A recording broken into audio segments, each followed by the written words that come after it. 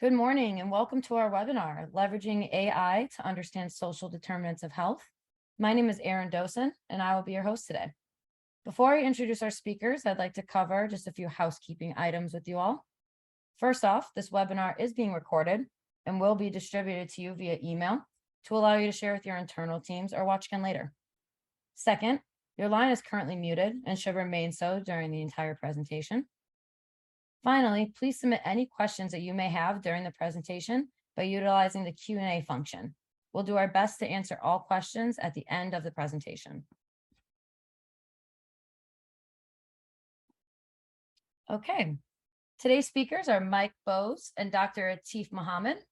Mike is an industry leader in data science, prescriptive analytics, optimization, and leading data science teams delivering enterprise scale solutions. And Dr. Atif is a pioneering technologist with 30 years experience identifying, qualifying, and enabling technologies involving AI and ML. Welcome, everyone. I'm now going to pass this off to Mike. Thanks, Mike. Thanks so much. Thanks so much, Erin. All right. Welcome, everyone. Thank you so much for joining the webinar. So today, as discussed, we're going to be talking about social determinants of health and how we can better understand them using AI.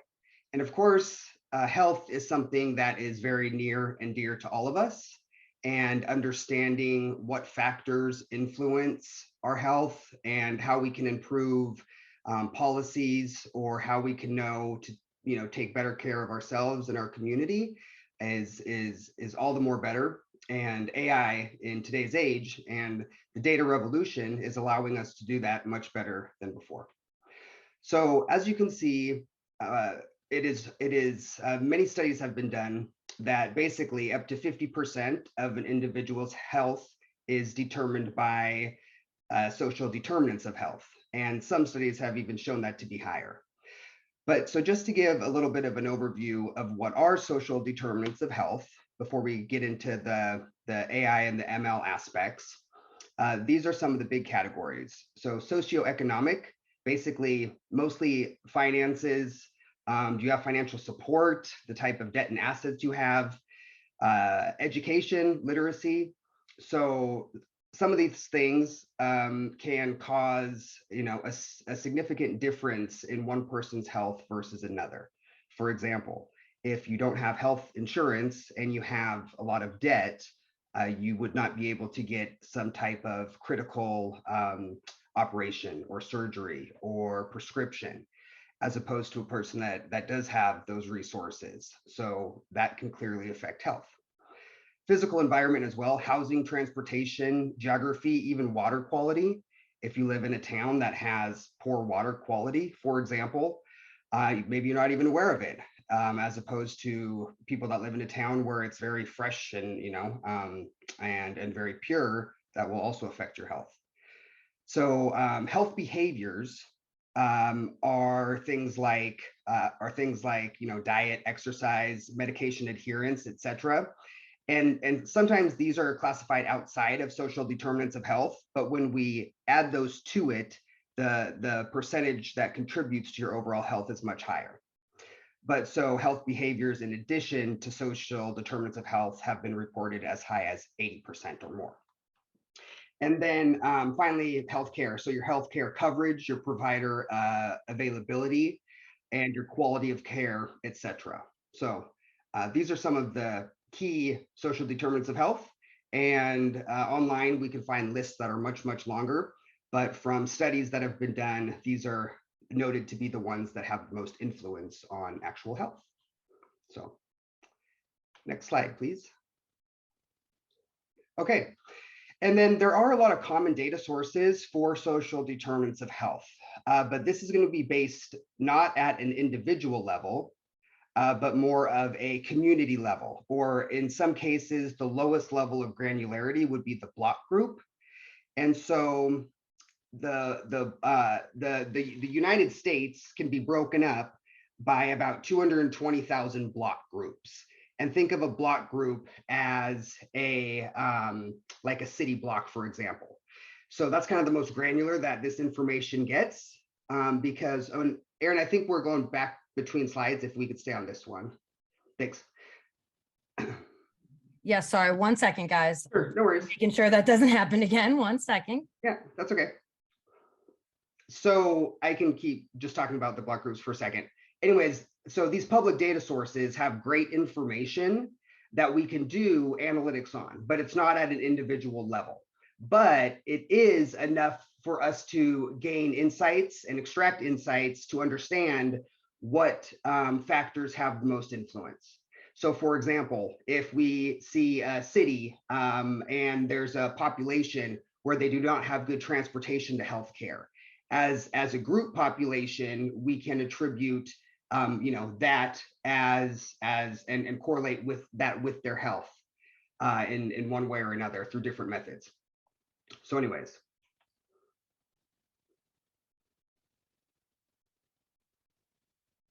Thanks, Aaron. Perfect. Okay. So again, for any of you out there that want to do your own analysis, there are some rich public data sources. So Department of Housing, Department of Agriculture, Department of Education, US Census, one of my favorite data resources, lots of rich information for the US. And the best part about it is the US Census came out in 2020 and they do it every 10 years.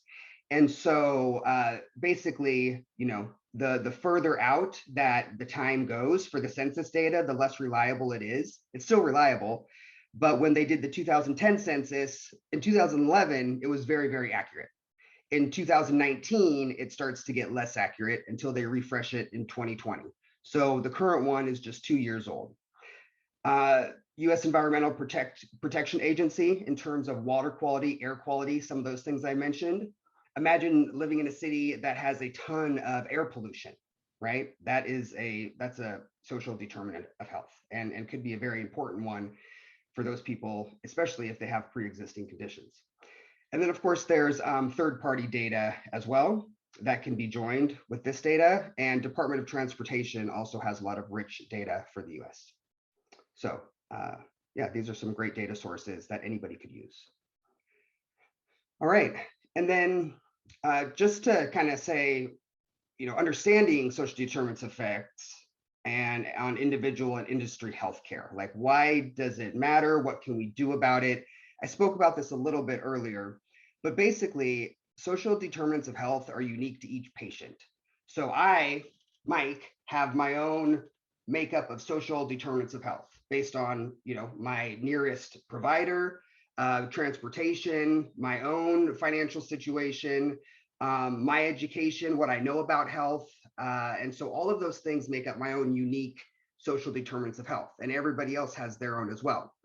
However, as many of us have seen, and just going to the doctor, or if you're actually practicing in the field, but patients are largely treated the same.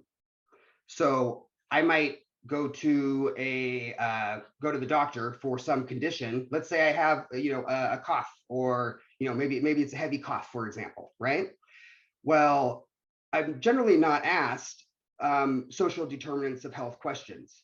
But if I was somebody that was maybe traveling here from another city in or out of the country that has very, very, very poor air quality, and I was there for 3 weeks, that could very much be one of the main causes for why I'm having this cough. But usually social determinants of health are kind of overlooked and patients are treated the same. A lot of that is starting to change with our understanding of SDOH and our ability to now use data and analytics to extract insights. Also, if a patient-specific social determinants of health was well known by their team of healthcare providers, their treatment and care could be greatly improved, as I was mentioning with the previous example. And then also, healthcare policies determined by government and regulators are largely influenced by understanding social determinants of health. But we have to understand them more precisely to really implement, policies and regulations. And so, as we're being able to do that in today's age, the regulators and government is being able to take some action. And so that's a great thing, improving everyone's health. Next slide, please. Thank you. Okay, so just want to talk a little bit about how AI can power richer insights for social determinants of health. I really break it into 2 categories. So the first category, I think, is what everybody would be more familiar with, which is predictive analytics. So basically, unlocking insights about the impact of specific social determinants of health. So for example, maybe we want to understand education for a group of people that have no high school diploma versus another group of people that have masters or PhDs. And then all the other factors being equal, how much of that education difference it actually impacts someone's health? And you could see how in real examples how it could impact someone's health. If someone is highly educated and they have some type of a symptom, they might already recognize that they need to go see a specialist, or what it might be, or maybe even have a simple home treatment. Perhaps someone that is not educated about it and something could come up, it goes ignored, and then it's something that becomes a serious condition. So you can see how, just from one example, that education could affect someone's health. But predictive analytics is essentially all of the things that we're listing here that are going to kind of this first pipe in terms of things that are basically structured data, and then going down to predictive modeling. There's some progress notes that can go into predictive modeling, et cetera, but mostly structured data is what we can use directly to start doing predictive analytics and understand the impact of each of the social determinants of health. The other and less commonly known way of using AI to get richer insights for SDOH is through natural language processing, NLP. And basically all this means is that we're trying to get more data to be structured data so that we can then do predictive analytics on it. And so, for example, in the healthcare industry, there's a lot of things that are not structured data, like a doctor's note or even a signature. I don't think I could ever decipher any of my doctor's signatures. They all look the same. And so there's admission notes, clinical notes, emergency department notes. With NLP, we can use, image recognition, extract the words and extract the letters in the words, and then use NLP to translate those automatically into meaningful information. So maybe there's a handwritten note about a prescription. Well, using NLP, we can actually take that, understand the dosage, understand the prescription, the patient, the expiration date, et cetera, and then put that into a structured data set where we could then use it for predictive analytics. So don't want to overlook the power of NLP and its importance as well in gaining insights with SDOH. Okay, so real quick, I've been doing data science for a long time, and any data scientist or scientist, there's a very common method. I'm sure everyone on the webinar is aware of it, and it's doing an A/B test, right? Well, wouldn't a controlled test be nice? It would. It really would. It would be great if I could take a control group and have all of these different attributes be the same for, let's just say, 100 people: physical location, healthcare coverage, social support, housing, all of those things are the same. And then take a test group where everything is still the same, except we change one factor. So access to providers.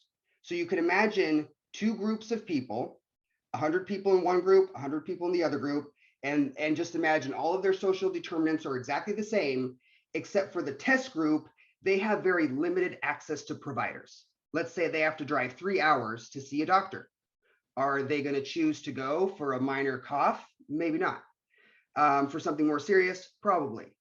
But how much does that actually affect their health? This would be a great way to find out, And A/B tests are very commonly used. Unfortunately, they're nearly impossible to conduct for social determinants of health. People don't want to take this type of test, and especially for certain things that can't really be changed, like financial situation or education. I don't think we're going to find 100 people that will decide not to get an education so that we can run a test, right? So unfortunately, some of the traditional methods don't work. And that's where AI has really come in to start to do some of the more complex number crunching and data science work to help us get insights where we can't do some of the traditional methods like A/B tests. So next slide, please. Okay, so essentially just wanted to give kind of, there's lots of different ways that we can get insights using AI, from extreme gradient boosting, decision trees to naive Bayes algorithms, many different ways. And as data scientists, generally, we'll try and exhaust all the different methods that seem reasonable to at least try, because there is storage and computation costs. And then we'll rate them on which ones are getting the best performance. But I just wanted to highlight, one way of using AI to gain insights that's not one of the traditional methods like an A/B test. So with machine learning models, it becomes possible to segment the patients into groups and subsequently determine the differences between patient groups. So for example, we might take all of these different SDOH variables for which we know of certain patient groups, physical location, financial situation, etc. And then we would, this is unsupervised learning or unsupervised classification. I'm sure many have heard of this, a simple clustering method.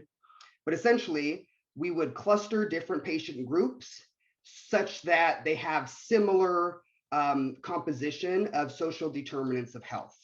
So imagine the orange group there, let's just say they're in the same physical location, they have approximately the same financial situation, they all have bachelor's degrees and above, housing is similar.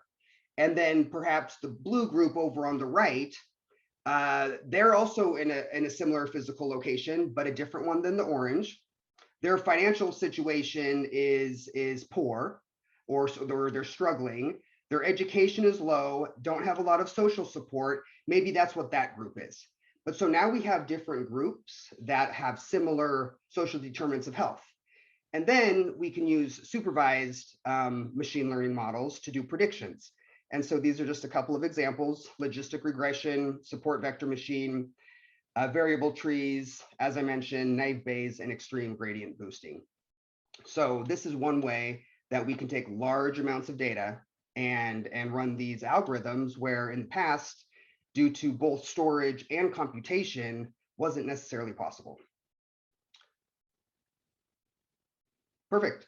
Okay, and now I'm going to hand it off to my friend and colleague, Dr. Atif, who will talk about working with social determinants of health data. Thank you. Thank you so much, Mike, for so eloquently describing the major features and attributes, the social determinants of health, present to our both sides, the patients and the providers, and all the other related stakeholders like the pharmacies and the service provision folks in terms of physiotherapy and all that jazz. So next slide, please, Aaron. So there are a few use cases that we thought to share with you.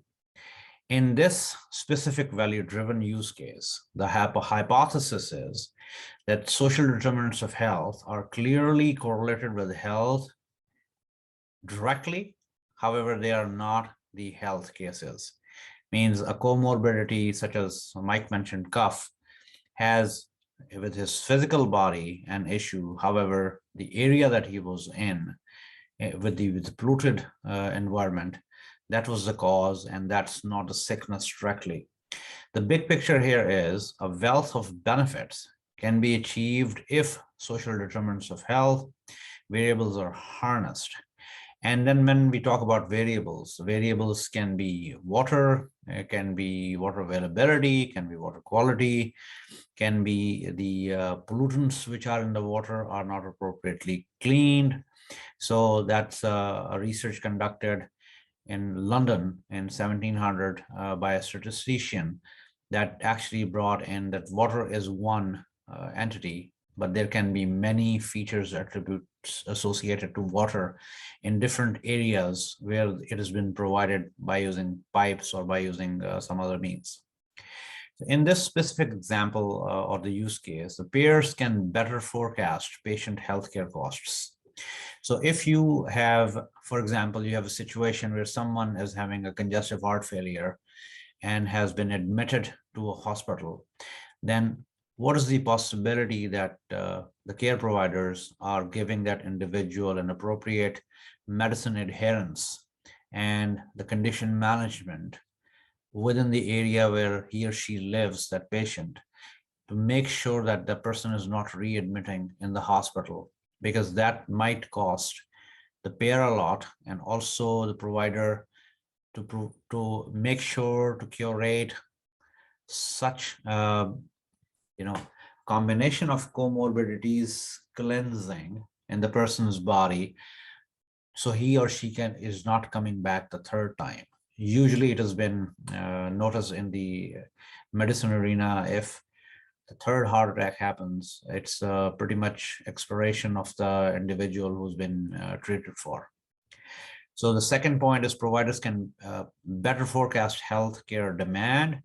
So the hospital beds and nurses are the arena that we have witnessed very lately in 2020 and 2021, when the bed availability was almost non-existent due to the COVID patients coming in, and nurses availability was also not very much in the capacity because of it being tired, being exhausted, working double shifts, and also nurses and doctors were prone to catch the COVID and would be putting in those beds which were supposed to be for the patient to come in. Facilities can create alerts for anticipated patient overflow. That's I just covered in my previous remark.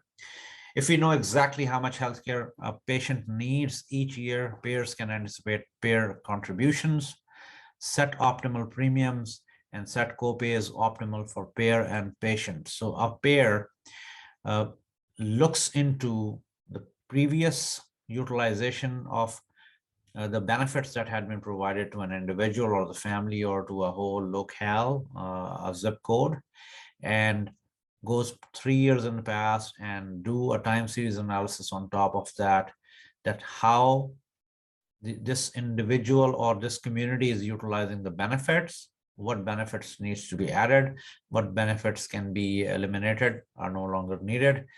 And that's how we look at value-driven use cases on the basis of social determinants of health. Next slide, please. So our proven methodology at Apexon that we have established over the period of time, we start from the discovery, go to development, deployment, and then we tune and monitor the machine learning. I would invite Mike here to explain this slide in more depth. Mike? Sounds great. Thank you, Dr. Atif. So this is our proven methodology. I'm sure there's similar flavors out there, but from what we have seen, I like to categorize our end-to-end approach into 4 steps really. So discovery is number 1, and I'll start by saying not all algorithms should be deployed. Not all analysis is worth doing. If you think about it, in today's age, we literally have oceans and oceans of data. And they're not infinitely many, but you might as well say infinitely many ways to crunch those numbers, calculate those data sets, look at regressions and trends and this and that. So it can become overwhelming. And at the end of the day, the objective of the data science work you're doing is to either impact the business in a positive way directly through profitability, or in an indirect way through customer satisfaction or other methods. In terms of healthcare or certain nonprofits, things like that, there's also an objective. You're trying to do the best thing for the patient, for the community, whatever it might be. But there is an objective. And so only certain data sets and algorithms are going to help you meet that objective. So it's very important to keep that in mind. So things start with discovery. So prep data, cleanse and categorize data, transform data, remove redundancies. For example, transform data. In the clustering example I was referencing a few minutes ago, clustering algorithms actually work a lot better if all of the data has been normalized. If you have a data set that is in millions and millions and millions of dollars, and then another data set that is sub-measurement in millimeters, the scale of those two variables are vastly different. And when you use a clustering algorithm, it performs a lot better if you normalize those variables so that they're on the same scale, but they still have their inherent trends or kind of a distribution about them. So you're not losing information. And then finally, if we do decide with the data set that we're going to start building models with, we would select our training and our test data sets, okay? And generally, if you have 1,000 records, let's just say, generally the best practice is to break them up into, there's many reasons why it could be different than this, but kind of just a rule of thumb is to break it up into 5 different buckets. So you would have, 5 groups of 200 records. And then you would set one aside as your test set and use the other as your training. And then what you would do is you would basically do all the different combinations of those test and training sets. So really you would end up doing 5 because the test set could be 5. It could be one of each of those different groups, and the training set could be the other 4. And then and that's just a way to make sure that you're not getting any bias and that your samples are truly random and that you're seeing the same thing from any of the test and training sets to ensure that you didn't, intentionally or unintentionally select something that is not really representative of the population. And then development. So some of the things I mentioned, like clustering, training and optimizing the model, tuning the hyperparameters. So even though there is extreme gradient boosting and naive Bayes and these other algorithms, they have hyperparameters. And with things like neural networks, those tune their own hyperparameters, right? It's running through all these iterations and tuning its own parameters to basically meet its objective function of getting the best results, whether it's false positive, false negative, whatever the case, or something continuous. Those are tuning its own hyperparameters. But so these models can be finely tuned, and the objective is to get the highest performance and for that performance to be maintained with new data coming in, right? Because that's what's actually going to be used in the real world for predictions and things like that. Eventually you get to deployment where you are getting into machine or ML ops, and you need to package your data model. Maybe it runs as a nightly batch. Maybe it's something that's needed more real time. Let's say for a major hospital, and they're trying to, at a very small time intervals, predict bed availability, nurse availability, surgeon availability, and every 30 minutes they need an update to shuffle around resources as needed. Well, there might be a machine learning model that's running every 30 minutes and feeding predictions to the leaders of that hospital, for example. In some of our other things that we do, like streaming applications or whatever, we're literally getting real-time machine learning recommendations. You pick a new show, it's instantly updating the recommendations for the other things. And then finally, tuning and monitoring. So basically, just taking the model through the whole life cycle, monitoring the performance, making sure that your performance is above a certain threshold for a business case. So maybe if in the example of the hospital bed predictions, let's say if it's 80% accurate, then it's helping the hospital do their work. Anything less than that, and it's now actually not helping, and it would be easier for them to just manage it manually, for example. So as long as your performance is above some business threshold, business case threshold, then you would continue to keep it in production. Sometimes you need to tune the parameters and redeploy it. And then also, I'm sure a lot of people have heard of this, but there's something called model drift. And so model drift is basically when you've developed a model and it's performing well, but something in the data has changed, right? Maybe there was a new hospital that opened up across town, And so the data is now not behaving the way it used to. And so the model performance is starting to not be as good as it was. And so that's model drift. There's also something called concept drift. But the point is that on a regular cadence, you should always be reevaluating your model, tuning it, monitoring it. And I like to say there's not a finish line. It's really an ongoing journey working with machine learning models.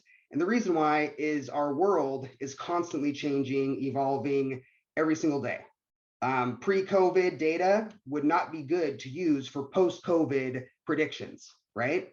And so you're constantly updating things to try to stay as current as our time is. Thank you. I think I will pass it back to you, Dr. Atif. I believe the next one's yours. Thank you so much, Mike, for explaining the utilization of machine learning, artificial intelligence, and data science. Here is a presentation of few years data, which I had a chance to look at from 2013 till 2016. And this is a public data available at the governmental data sets available for download for anyone. And with these demographics that I found, I started looking into that just out of curiosity, that what features are dependent on which features and what features are independent, and how we can predict some of the similarities, correlations, variances within the data sets. Again, you might think that what it has to do with the social determinants of health. But when we start looking at the insights, we start finding the patterns. And these patterns are, for example, there are students who are getting less sleep. There are people with the condition management, such as type 1 diabetes, type 2 diabetes management, or congestive heart failure. The access to the healthcare in terms of telehealth, in terms of the hospital in nearby or hospital at home, and then how these providers are filling in those claims for the patients to get paid, and obviously reduce the stress on the patient's mind, that how he or she will be getting the healthcare out of the benefits that he or she has been receiving from the payers or the health insurance companies. Next slide, please. So the economic condition is directly correlated to an individual's health. So in this specific data set, when I was looking into that, what are the relations or correlations? So I found that the population of children who live in poverty and their ages are inversely proportional. That was an intriguing fact for me, and I thought to expand my research in further depth. When I looked at the data between 2010 to 2018, the whole population of children who lived in poverty started decreasing from 2010 to 2018 because of the economic indicators starting getting better. We were getting out of recession in 2008. And this is the US data, so that was a limited scope. However, US data by itself is extremely rich. So children between 0 to 4 years of age had highest variance in standard deviation, which means that their number decreased extremely fast from 2010 to 2018. When I say standard deviation, that's a part of measure of dispersion, in which we have a lower limit and a higher limit. And we see where the indication is happening, the data is coming in, and the data by itself is not very much valued unless we apply some sort of measure of central tendency or measure of dispersion to figure out where we are heading. It might be an upward trend, downward trend, or it might be a consistent trend. So the age of 12 to 17 students or the children, that was decreased slower than the other two groups. So that means that these students or children were getting better health and better treatments. And when a patient is provided an appropriate treatment as an individualized care where the person's condition improves, it means that it's highly likely that the person might not have the same disease or illness to come back to the physician or clinical system or the hospital to be treated for the similar again in the near future, unless there is a virus going on, which is obviously a whole different denominator in the arena of healthcare. Next slide, please. So this is telling you the sufficient sleep indicators. So if we look at the 2009, 2010, 11, 12, and 13 is where the peak happened. Then this started coming down. On the left side, the proportion of high schoolers who get enough rest, because if the student is not getting enough rest, on the average, males blue tend to get sufficient rest more often than females yellow. That means that is an indicator telling us that who is lacking in the education. Now you might think that what is to education with the healthcare? Obviously, when a person is healthy, would perform optimally. When person is having health issues, the performance accordingly will start sliding down. So generally, the high schoolers of both genders are not getting enough rest on average. In 2017, 2013 was a better time. And 2017, 2015 to 2017 is not in terms of the data that has been collected. And that was a voluntary data, how people are managing their sleep cycles. On the right, you are looking at proportions of high schoolers who get enough rest between 2009 to 2017. The sufficient sleep decreases with an increase in grade. As the freshmen blue have the highest values, while the seniors red and have the lowest.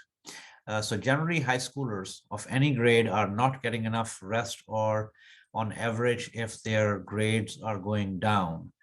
That's one of the indicators that I found out accidentally in the social determinants of data that I was looking into with my machine learning models. Next slide, please. Let's do a time check. And so here is the college attendance. And the college attendance I started looking into between 2013 to 2016. And as it is mentioned, the student college attendance immediately after the high school rose steadily from 2013 and peaked in 2016, where we had a big slump in 2017, but started coming back in 2018. So the other thing, when I was looking into that, the Hispanic population, the white population, African-American, Mexican-American, that was in 2013, 24.8% of Hispanic population was, getting the college attendance appropriately, whereas in 2018, it went more than appropriate according to the data that was gathered. So you can look at that, the Caucasian or white were 28.5% in 2013, whereas in 2018, they went to 27.0%. That's the decline in the attendance of the college. And that's something we do in being a professor of artificial intelligence in adjunct capacity at UNC Charlotte. I know significantly that how students show up in the early morning classes. I've witnessed that in 2015, 2016, when I was teaching in the morning classes. So that's something. The common thing was that I was sleep deprived. That was usually the concluding sentences coming out of my students' notes. Next slide, please. So how to do the condition management? Condition management can be congestive heart failure, can be hypertension stage 2, can be pregnancy, can be type 2 diabetes. And these are to be appropriately managed. That means the person would have a better meant towards his or her healthcare if condition management is appropriately taken care. The episodic management or episodic care management is also correlated to the condition management, where episode can happen of a lapse in the medicine taking, and the person has to go back to the provider and to look into that where to go and what to do. I'll not go into the details. These slides are available, and you can read that how the US has high mortality rate associated with diabetes, with even the lowest 25th percentile rates being above 50%. So that's directly related to the condition management that is equivalently, I must say, taken care by the patient side as well as the provider side to manage for the betterment of an individual rather than putting stress on the healthcare system. Next slide, please. So so there's a big typo, a few more key social determinants of health insights. So I have applied a very standard regression on top of this data that I got. It was transportation access to the providers is correlated with overall health.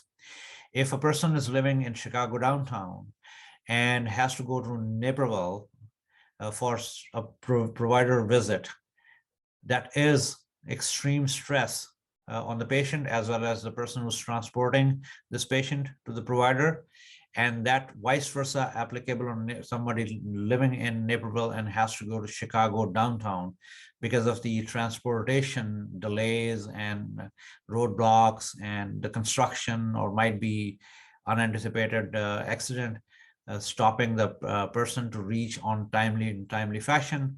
The second one I found was food insecurity. Access is also correlated to the overall health. And if you're living in a countryside, you might have to go, let's say if you live in Kearney, Nebraska, and you have to go to Omaha, Nebraska for your appropriate food choices, that is a distance. And you will not be able to go every other day to manage your food association, which are needed for your betterment towards your own health. So that's also directly related in terms of social determinants of health, as these two examples are far enough to discuss that how we manage outside of this health arena. What are the other factors that surround for a person's betterment? Next slide, please. Here, I would invite Mike to conclude this. Thank you. Great. Thank you again, Dr. Teef. Okay, so just to kind of wrap things up a little bit here, and then we'll save time for Q&A. But basically, and Dr. Teef, thank you so much for walking us through some of the discovery analysis that you had done as one of the first steps we do before getting into algorithm development and then deployment. So thank you. So social determinants of health factors are clearly correlated with patient health. It's been shown and proven from many studies across the globe, and is correlated with payer and patient costs and provider demand. So for the payers, the insurance companies, et cetera, for the providers, the nurses, the doctors, et cetera, understanding these things benefits the patient, and then all of those that are working in the field in one way or another. So just a couple of benefits to predicting PM, and PMPY, or per member per month and per member per year, some of the key things that payers look at. Better management of cash flow, appropriately staffed medical personnel, pharmacy benefits predicted accurately, pharmacy supply managed optimally. Analytics can be leveraged by medical teams to increase their quality of care. And finally, increased quality of care leads to increased patient satisfaction and improved patient health. So this is not an exhaustive list, but it's just one way to show some of the key benefits of incorporating social determinants of health into other existing data to make better predictions, manage the business, and manage one's health or community health much better. So thank you. Okay, just wanted to share a little bit about an introduction to Apexon. So Apexon, oh, sorry, back one slide, thanks. Outstanding company. Myself and Dr. Atif lead our AI and machine learning practice. And we're backed by Goldman Sachs and Everstone Group. Sorry, Mike, That's real okay. quick, let me, Yeah, no worries. my computer's not loving me today, That's Hans. okay. Give me 1 second. We've You got keep time, talking. sure. Yeah, that's totally fine.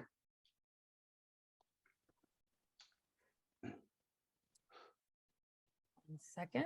Sorry, Yep. No, everybody. that's okay. Thank you, Mike, for putting in all these points in order. Sure. And Mike is experienced in managing these things. That's why we are lucky to have Mike among us, and his leadership is pretty much appreciated across the organization. Thank you, Dr. Atif. So I can just speak to it a little bit while she's pulling that up. So Apexon offers many services. We have digital development services, very strong data and analytics services. And within our data and analytics services, which is everything from data engineering, data architecture, data strategy, et cetera, we also have our advanced analytics and AI ML practice. And so within that, some of the things that we offer is machine learning, cloud AI. We have several different assets that we've built to kind of accelerate some of the work that we do for our clients. And so actually, if you want to flip to the next slide there, Aaron. Perfect. I just like to talk about these for a moment. So these are proprietary assets that we've built. And real quick, when I think of data science, I really kind of put things into 3 categories at the highest level, if you will.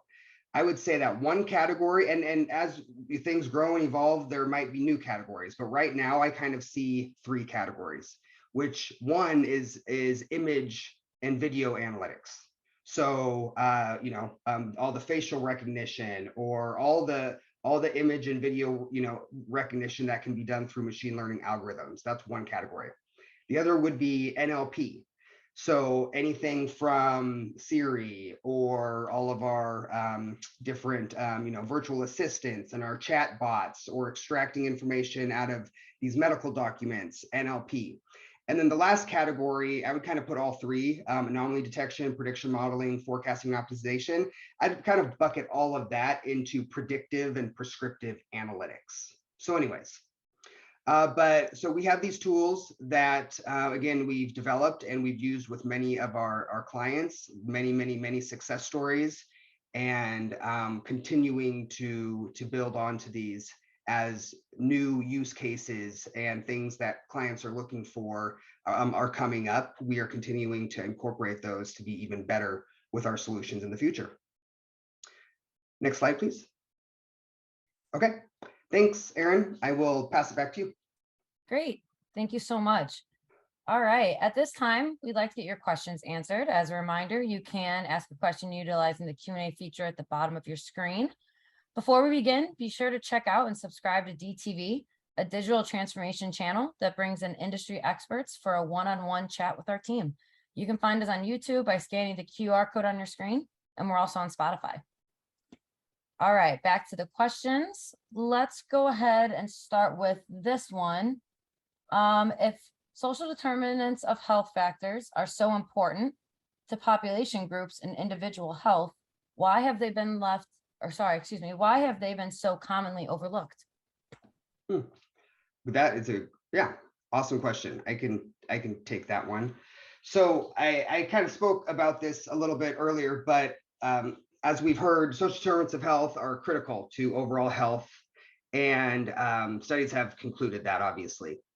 And in addition to things like I mentioned, which are physical or health behavior, so physical activity, sleep regimen, substance abuse, all of those together can account for, as mentioned, around 80% of overall health. So it's been known for a long time that social determinants of health are greatly impactful to overall health. In my opinion, and then also based on research I've done, I think the primary reason is that the data revolution and data science applications have more recently enabled concrete and actionable insights. So I think for a long time we've speculated that these things have an influence, But now we're able to actually prove that with data science, with statistics, with hard facts about data. And so in the current age, we no longer have to speculate, and we're able to use these the computation and the storage power and the cloud computing, etc., through the power of AI to really prove some of these things. And so now regulators, agencies, providers, payers, even patients can use this information to better their health, their family's health, community health. And so really it's turning information into insights powered by AI and the technology we have today. So that is my personal view on why they've been overlooked in the past, but are gaining a lot of momentum recently. Great. Thank you so much, Mike. Sure. Let's move on to this next one. How can providers turn social determinants of health insights into action to increase equal access to quality healthcare? So I'll take that, Mike. Please go for it. So the providers, when they are looking into the data sets which are non-medical, permits them to make a call for an individual after looking into the economic condition of the person who's living in, after the nearest provision center for that individual. That provider might be a surgeon and might need a physician to take care of that individual before the surgery date even is fixed. And for that, he or she might make a call for the provider in terms of physician to take care of a few indicators in the individual's betterment that is needed for the surgery to go appropriately, rather having any issues after.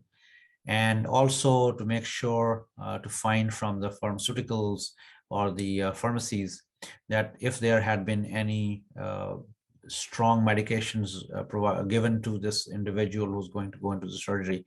That's one use case. And that's one very simple use case. There can be multiple use cases we can bring in where a psychologist might need to look into the physical activity of an individual for walk to get less stress while at work and all that jazz. And that comes through the social determinants of health predictions or the prescriptive path suggested for the psychologist or psychiatrist to make a call. Hopefully this answers your question. Next question, Aaron. Thank you, Dr. Teef. Okay, next question. Out of all of the SDOH factors, which ones are the most impactful to overall health? Sure. Yeah, I can take that. So, well, from studies that we've done here, and then from research, there's a handful that are always kind of in the top 5. But from what I've seen, and I think most recently, I would say that the top 3 are really financial situation. So if someone's in poverty, etc., big impact. That would maybe even be the top 1, actually. Which, and again, keep in mind that some of these factors are correlated with other factors, right? So poverty might be correlated with low education. Okay. So anyways, as part of our data science process, we're always trying to, manage that. It's called multi-collinearity. But anyways, some of the factors themselves are correlated with each other as well. So something that we manage with our algorithms. But poverty, access to healthcare, and education, I would say, are the top 3. All right, fantastic. For the interest of time, I think we're going to wrap up the Q&A here. I think that was a great session. So that's really all the time that we have for questions today. Be sure to check out and subscribe to DTV as mentioned. And thank you so much to Mike and Dr. Teef for our speakers. And thank you all for joining us today.